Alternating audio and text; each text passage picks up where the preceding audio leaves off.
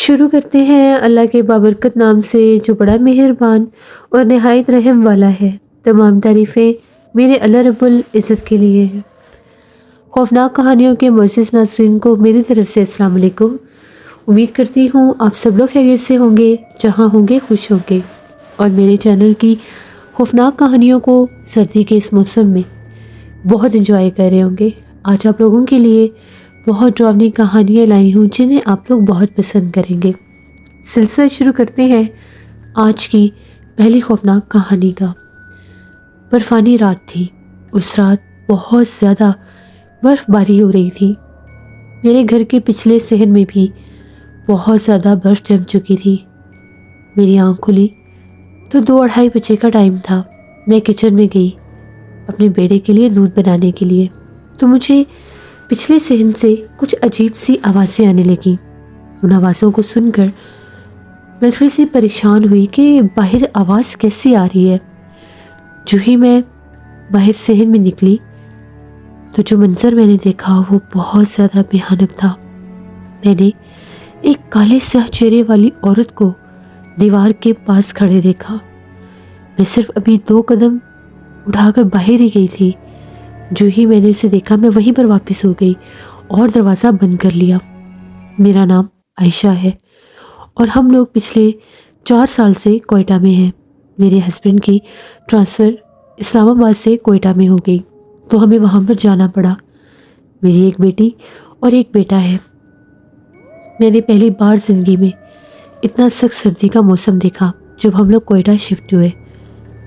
پہلے 1-2 سال تو بہت زیادہ مشکل تھے، اس کے بعد پھر اس موسم کی بھی عادت ہو گئی۔ میں نے یہاں پر علاقے کی بہت سی عورتوں سے بہت سی باتیں سن رکھی تھی کہ سردیوں کے موسم میں یہاں پر بہت سے عجیب و غریب حادثات بھی ہوتے ہیں۔ کہا یہ جاتا ہے کہ سردیوں کے موسم میں جب برف باری ہوتی ہے تو بہت سے جنات اور عجیب و غریب عورتوں کے رونے کی آوازیں آتی ہیں۔ بہت سے لوگ کہتے ہیں کہ سمجھ میں نہیں آتا کہ آخر یہ مخلوقات سردی کے موسم میں کہاں سے آ جاتے ہیں، اور سردیوں کی رات ہوتے ساتھ ہی ایسی آوازیں باہر گونجنا شروع ہو جاتی ہیں۔ مجھے آج سے پہلے ایسا کبھی محسوس نہیں ہوا تھا، لیکن اس بار بہت عجیب تھا۔ بہت سخت سردی تھی اور برف باری شروع ہو چکی تھی۔ بچوں کو اسکول سے چھٹیاں ہو چکی تھی، کیونکہ کوئٹہ میں گرمیوں کی چھٹیاں نہیں ہوتی، وہاں پر سردیوں کی چھٹیاں ہوتی ہیں، تو ہم لوگ زیادہ تر گھر میں ہی رہتے تھے۔ برف باری کی وجہ سے سردی بھی بہت زیادہ ہوتی تھی، اس لیے باہر جانے کا تو سوال ہی نہیں اٹھتا تھا۔ سارا دن بچوں کے ساتھ گھر میں ہی رہنا۔ آج کل کچھ عجیب و غریب معاملات مجھے بھی محسوس ہونے لگے تھے۔ کچھ عجیب سی آوازیں میں بھی سنتی تھی، لیکن ان پر زیادہ غور نہیں کرتی تھی۔ میرا یہ ماننا تھا کہ شاید کوئی بلی یا کوئی ایسا جانور ہوگا جس کی آوازیں ہیں۔ آوازیں ہو بہو ایسی ہی لگتی تھی جس طرح سے رونے کی آوازیں ہوتی ہیں۔ اس رات بھی کچھ عجیب سا تھا۔ پہلے سونے سے پہلے ہی جب میں پورے گھر کے لاک چیک کر رہی تھی تو مجھے آوازیں اس وقت بھی محسوس ہوئی۔ مجھے لگا میرا وہم ہے، کوئی بلی وغیرہ ہوگی، تو میں کمرے میں جا کر لیٹ گئی بچوں کے ساتھ۔ میرے شوہر بھی سو چکے تھے اور بچے بھی سو چکے تھے، لیکن میرا ذہن بار بار ان آوازوں کے تعاقب میں جا رہا تھا کہ وہ کون ہے جو اس طرح کی آوازیں نکال رہا ہے۔ عجیب سا خوف سا طاری ہو چکا تھا مجھ پر بھی۔ میں سونے کی کوشش ہی کر رہی تھی، یہاں تک کہ میری بھی آنکھ لگ گئی۔ تھوڑی ہی دیر کے بعد میرے بیٹے نے رونا شروع کر دیا۔ جیسے میں نے اس کا فیڈر چیک کیا، اس میں دودھ بہت ٹھنڈا تھا۔ میں نے سوچا جا کر دودھ گرم کر کے لاتی ہوں۔ میں کچن میں گئی اور جا کر دودھ گرم کرنے لگی۔ اب کچن کی بیک سائڈ پر ہم لوگوں کے گھر کا پچھلا صحن بنتا تھا، جہاں پر اکثر ہم لوگ لانڈری وغیرہ کا سسٹم کیا کرتے تھے، یا وہاں پر باقاعدہ ایک چھوٹا سا پورشن بنایا ہوا تھا جہاں پر ہم لوگ لکڑیاں سٹور کرتے تھے، کیونکہ جتنی شدید ٹھنڈ ہوتی تھی فائر پلیس میں لکڑیاں رکھنی بند بندہ کر ہی نہیں سکتا تھا، سارا دن وہاں پر آگ جلتی رہتی تھی۔ تبھی میری کانوں میں ایک آواز گئی۔ آواز ایسی تھی کہ جس طرح سے کوئی عورت ہے اور بہت زیادہ بھیانک انداز میں رو رہی ہے۔ اس کی رونے کی آوازیں بہت ہی زیادہ ڈراؤنی تھیں۔ ان آوازوں کو سن کر نہ چاہتے ہوئے بھی خوف سا محسوس ہو رہا تھا۔ اس کے بعد میں بڑی حیران ہوئی کہ یہ آوازیں کہاں سے آ رہی ہیں، کون ہے؟ یہ تو بالکل عورت جیسی آواز ہے۔ پھر مجھے ایسا محسوس ہوا کہ جس طرح سے باقاعدہ پچھلے صحن میں شور شرابہ ہے۔ اب رکنے والی بات نہیں تھی۔ میں نے سوچا کہ مجھے ایک دفعہ لازمی دیکھنا چاہیے، کہیں کوئی بلی وغیرہ کسی چیز میں نہ پھنس گئی ہو، جہاں پر لکڑیاں رکھتے ہیں کہیں اس جگہ پر کوئی بلی نہ پھنس گئی ہو۔ بس اسی چیز کو دیکھنے کے لیے میں صحن میں باہر گئی۔ جو ہی میں نے صحن میں پہلا قدم باہر رکھا تو جو منظر میں نے دیکھا وہ بہت ہولناک تھا۔ ایک عورت کالے سیاہ چہرے والی، بہت بھیانک چہرے والی، وہ عورت جو تھی بالکل سامنے دیوار کے پاس کھڑی تھی، جہاں پر ہم لوگوں نے وہ لکڑیاں سٹور کرنے والا سیکشن بنایا ہوا تھا، بالکل اس کے پاس۔ پہلے تو سمجھ میں نہیں آ رہا تھا کہ یہ ہے کیا۔ بہت لمبا قد اور بالکل کالا سیاہ رنگ، جیٹ بلیک کلر، اور جس طرح سے وہ پھر ایک دم سے جب اس میں موومنٹ ہوئی وہ ہلی جلی باقاعدہ، ایسا لگ رہا تھا جیسے وہ آگے کی طرف چل رہی ہے۔ تو جب میں نے غور کر کے دیکھا تو وہ ایک عورت تھی، کیونکہ پچھلے صحن میں ہم لوگوں کے آل ٹائم لائٹ جلتی رہتی تھی، وہاں پر ہمیشہ سے لائٹ اس لیے جلاتے تھے کہ وہی لائٹ اندر کچن کی طرف بھی آ جاتی تھی اور برآمدے میں بھی، اس لیے وہ ایک لائٹ ہم لوگ رات کو جلا کر ہی رکھتے تھے۔ میں بہت زیادہ ڈر گئی، آگے جانے کی تو میری ہمت تھی نہیں، وہیں سے میں پیچھے ہٹی اور میں نے دروازہ بند کر لیا۔ پہلے میں نے سوچا جا کر اپنے ہسبینڈ کو جگاتی ہوں، پھر میں ڈر گئی کہ کہیں وہ باہر نہ نکل جائیں، انہیں بھی کچھ نہیں بتایا۔ اندر آ گئی، بچے کو دودھ دیا اور بہت زیادہ ڈر لگنے لگ گیا۔ باقاعدہ مجھے ایسا محسوس ہوا جیسے کچن والے دروازے کے اوپر کوئی مسلسل دستک دے رہا ہے۔ اب وہ میرا وہم تھا یا حقیقت تھی، کیونکہ میں تو وہ دیکھ آئی تھی، آج سے پہلے ایسا کبھی نہیں ہوا تھا۔ وہ لوگوں کی ساری باتیں میرے ذہن میں گونجنے لگ گئی، جو بار بار کہتے تھے کہ اس موسم میں بہت زیادہ جنات ہمارے علاقے میں رات کے وقت ایکٹیو ہو جاتے ہیں، نظر آتے ہیں باقاعدہ۔ یہاں تک کہ ہم لوگوں کی ایک نیبر تھی، ان کا یہ بھی کہنا تھا کہ برف باری کے موسم میں جب شدید ٹھنڈ ہوتی ہے، بارش کے بعد برف باری شروع ہو جاتی ہے وہاں پر، تو پھر ان کے چھت کے اوپر ایک عورت کے رونے کی آوازیں آتی تھی۔ تو وہ کہنے لگی کہ جیسے ہی ہم لوگوں نے جا کر ایک بار دیکھا تو ہم لوگوں نے باقاعدہ ایک عورت کو دیوار کے پاس بیٹھ کے روتے دیکھا تھا۔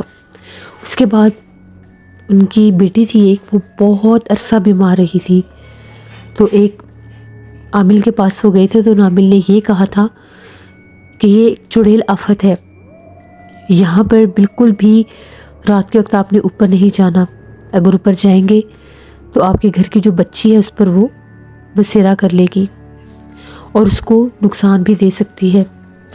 اس کے بعد وہ کہتی ہے کہ چاہے جتنی مرضی آوازیں آتی رہیں، ہم لوگ اوپر نہیں جاتے، ہم لوگوں کو اتنا ڈر لگتا ہے۔ اب میں نے بھی اپنے گھر میں وہ دیکھ لی، میری بیٹی تو بہت چھوٹی تھی، میرے دل میں بھی عجیب سا خوف بیٹھ گیا۔ پوری رات میں جاگتی رہی، مجھے نیند نہیں آ رہی تھی۔ صبح جب میرے ہسبینڈ جاگے تو میں جاگ رہی تھی، انہوں نے کہا خیریت اتنی صبح کیوں جاگ رہی ہو؟ تو میں نے انہیں رات والی ساری بات بتائی۔ ان کو یہ لگا کہ یہ شاید محض میرا وہم ہے۔ آس پڑوس کی خواتین کی باتیں سن سن کر میں ان چیزوں کو بہت زیادہ فیل کر رہی ہوں اور وہم کر رہی ہوں، جبکہ یہ میرا وہم نہیں تھا، یہ حقیقت تھی۔ میں نے کہا کہ جسے آپ میرا وہم سمجھ رہے ہیں یہ وہم نہیں ہے، میں سچ کہہ رہی ہوں، میں نے ایک عورت کو دیکھا ہے۔ انہوں نے کہا کہ اللہ خیر کرے گا، آیت الکرسی پڑھو، درود پاک پڑھو، انشاءاللہ ایسا کچھ بھی نہیں ہوگا۔ بچے چھوٹے ہونے کی وجہ سے میں زیادہ ڈری تھی۔ میں دن کی روشنی میں ان کو ناشتہ وغیرہ سب کو دے کے جب فری ہوئی تو پچھلے صحن کی طرف گئی اور سوچا کہ جا کر وہاں پر دیکھتی ہوں کہ کیا معاشرہ ہے۔ جب میں پچھلے صحن میں گئی تو ایک جگہ پر جہاں پر ہم لوگوں نے وہ لکڑیاں رکھتے تھے اس کے ساتھ ہی کچی مٹی تھی، بالکل ایسی ایک جگہ تھی جہاں پر اکثر میں پودے یا کچھ سبزیاں لگا لیا کرتی تھی، لیکن برف باری کی وجہ سے وہاں پر کچھ ابھی لگایا ہی نہیں تھا، جو بھی کچھ ہوتا تھا وہ ٹھنڈ سے پودے جل جاتے تھے۔ وہاں پر میں نے عجیب و غریب پیروں کے نشان دیکھے، دیکھنے میں وہ پاؤں کے نشان ایسے تھے جیسے جانور کے پاؤں کے نشان ہوتے ہیں، لیکن میں نے دیکھی عورت تھی۔ میں نے اپنے شوہر کو بلایا اور ان کو کہا کہ یہ دیکھیں یہ پاؤں کے نشان کیسے ہیں۔ وہ کہنے لگے یہ پیروں کے نشان اس طرح سے محسوس ہو رہے ہیں جیسے یا تو کسی جیسے بھینس کے پاؤں کے نشان ہوتے ہیں، یعنی وہ پاؤں بڑا تھا، بلی کا یا جیسے کتے کے پیر کے نشان ہوتے ہیں ایسے نہیں تھا، وہ باقاعدہ جیسے گھوڑے کا یا بھینس کے پاؤں کا پنجہ ہوتا ہے اس طرح سے وہ تھا۔ تو میں نے کہا کہ یہ کہاں سے آئے، آپ میری بات کا یقین نہیں کرتے، رات کو یہیں پر میں نے عورت دیکھی ہے۔ بس وہ حیران ہو کر میری طرف دیکھنے لگے اور کہنے لگے کہ اللہ خیر کرے گا، اندر آ جاؤ۔ وہاں پر تھوڑی دیر ہم لوگ کھڑے ہوئے، ٹھنڈ بھی بہت تھی تو ایسے سرسا بھاری ہونے لگ گیا۔ اندر آ گئے ہم لوگ۔ میری بہن جو تھی وہ پنجاب میں تھی، ان سے میں نے اس بارے میں بات کی تو ہم لوگوں کے ایک خاندانی بزرگ تھے، مفتی صاحب بھی تھے وہ بھی کوئی، تو وہ دم وغیرہ کیا کرتے تھے۔ تو میں نے ویسے اپنی بہن سے کہہ دیا کہ ذرا ان سے پوچھنا کہ اس طرح سے مجھے کچھ نظر آیا ہے، اس کا کیا مطلب ہے۔ اس کو میں نے ساری بات بتائی تو 1-1.5 گھنٹے کے بعد اس کی مجھے کال آئی۔ اس نے کہا کہ وہ جو مولوی صاحب ہیں وہ کہہ رہے ہیں کہ وہ جو پاؤں کے نشان ہے اگر ان کی کوئی تصویر بنا سکتے ہیں تو وہ بنا کر بھیجیں، تبھی پتہ لگ سکتا ہے کہ وہ کیا چیز ہے۔ میں ڈرتی ڈرتی پچھلے صحن میں گئی کہ بچے پیچھے نہ آ جائیں۔ وہاں پر میں وہ تصویر بنانے لگی، وہ جو پیروں کے نشان ہم نے دیکھے تھے۔ جیسے وہ تصویر میں بنا رہی تھی میں تھوڑی سی پیچھے ہٹی، مجھے باقاعدہ ایسا لگا کہ میرے پیچھے کوئی ہے اور میں اس سے ٹکرائی ہوں۔ جیسے آپ کے پیچھے بالکل کوئی کھڑا ہو اور آپ کو پتہ نہ ہو تو آپ ایک دم سے ان سے ٹکرا جائیں، بالکل ویسے ہی مجھے ایسا لگا جب میں کسی سے ٹکرائی ہوں۔ میں نے پلٹ کر دیکھا تو کوئی بھی نہیں تھا، جبکہ وہ وجود بالکل میرے پیچھے کھڑا تھا۔ پہلے مجھے لگا میرے شوہر آ گئے ہیں، جب میں پلٹ کر دیکھنے لگی تو کوئی بھی نہیں تھا۔ میں بہت ڈر گئی، بھاگتی ہوئی اندر آئی، میں دروازہ بند کیا۔ بچے اور میرے ہسبینڈ اندر کمرے میں تھے، میں سیدھے کچن میں چلی گئی اور جا کر اپنی بہن کو میں نے وہ تصویریں سینڈ کر دی۔ وہاں پر ہم لوگوں کے گھر میں وہاں پر ایسا سٹائل ہے کہ سینٹر میں شیشے کا گلاس لگا ہوا تھا دوسری طرف جانے کے لیے، یعنی برآمدے میں ایک طرف ایک چھوٹا سا اور صحن نما جگہ تھی، اس طرف ایک شیشے کا سٹائل لگا ہوا تھا۔ جیسے میں وہاں سے باہر نکلی مجھے ایسا لگا جیسے وہاں پر بھی کوئی بیٹھا ہوا ہے۔ صحن میں تو کوئی آنے جانے کا راستہ ہی نہیں تھا، وہ جسٹ فار گرینری کے لیے بنایا ہوا تھا، ایک چھوٹا سا پورشن تھا کہ وہاں پر آپ کوئی سبزہ وغیرہ یا کوئی اور ڈیکوریشن کرنا چاہیں تو ایک سپیس تھی چھوٹی سی۔ ایسا لگا کہ سامنے کوئی بیٹھا ہوا ہے، غور کیا تو کچھ بھی نہیں تھا، اور مجھے لگا کہ میں بہت زیادہ اس چیز کے بارے میں سوچ رہی ہوں، اس لیے مجھے یہ بہت زیادہ محسوس ہو رہی ہے، اور بھی زیادہ میں خوف زدہ ہو گئی۔ میں سیدھی کمرے میں چلی گئی۔ اسی طرح سے رات ہو گئی، 9:30 بجے کا ٹائم تھا۔ میرے ہسبینڈ کے کچھ دوست آئے ان سے ملنے کے لیے، تو وہ لوگ ڈرائنگ روم میں بیٹھے ہوئے تھے۔ اب ڈرائنگ روم کا یہ سین تھا کہ وہ جو پچھلا صحن تھا اس طرف ایک چھوٹا دروازہ تھا، وہ ڈرائنگ روم کی طرف بھی جاتا تھا۔ ہم لوگ تو سارے کمرے میں تھے، میں بچوں کو لے کر ہیٹر کے پاس بیٹھی ہوئی تھی، ٹھنڈ اتنی زیادہ تھی۔ تقریباً 20-25 منٹ کے بعد میرے ہسبینڈ آئے اور آ کر یہ کہنے لگے کہ صحن میں ابھی آپ گئی تھی؟ میں نے کہا کہ نہیں میں تو نہیں گئی، کیوں کیا ہوا ہے؟ کہتے ہم لوگ جب سے ڈرائنگ روم میں بیٹھے ہیں اس وقت سے جو صحن کی طرف دروازہ ہے اس دروازے کو کوئی بار بار کھٹکھٹا رہا ہے، 2 بار اٹھ کر بھی دیکھا ہے، باہر کچھ بھی نہیں ہوتا۔ میں نے سوچا کہ شاید بچے ہیں یا آپ اس طرف گئی ہیں تو بلا نہ رہے ہوں۔ میں نے کہا کہ نہیں ہم لوگ تو اس طرف گئی ہی نہیں، ٹھنڈی اتنی زیادہ ہے اور میں بچوں کو صرف لے کر جا بھی نہیں رہی ہوں۔ کہنے لگے اچھا ٹھیک ہے، پھر چلے گئے۔ میں نے کہا کہ اب کوئی اگر کسی نے دروازہ کھٹکھٹایا تو آپ اس طرف مت جانا۔ اسی طرح سے پتہ نہیں وہ اندر گئے تو ان کے دوست کو کیا ہوا کیا نہیں، وہ اسموکنگ کر رہے تھے یا ان کو کوئی آواز آئی، وہ پچھلے صحن میں تھے اور دروازہ کھلا تھا اور وہ زمین پر بے ہوش پڑے تھے۔ میرے ہسبینڈ کی تو چیخیں نکل گئیں جب ان کے دوست بے ہوش پڑے تھے۔